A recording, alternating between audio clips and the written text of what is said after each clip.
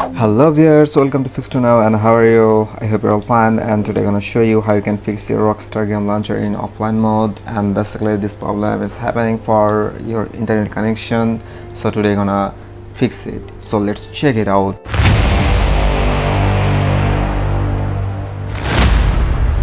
For fix this problem, you have to go to your Rockstar launcher, and you will see here your Rockstar is in offline mode. So you have to download a VPN.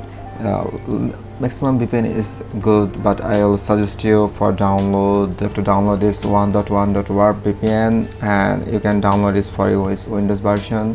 After download it, you can install, and I have already installed here.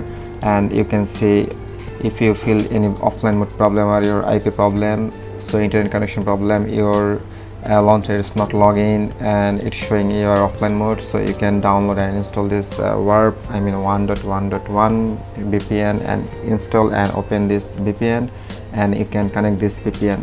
After connect this VPN, your all problem will be solved easily, and after then you can see your Rockstar launcher is come back to your online mode. So this was the best video, best solution for every gamer.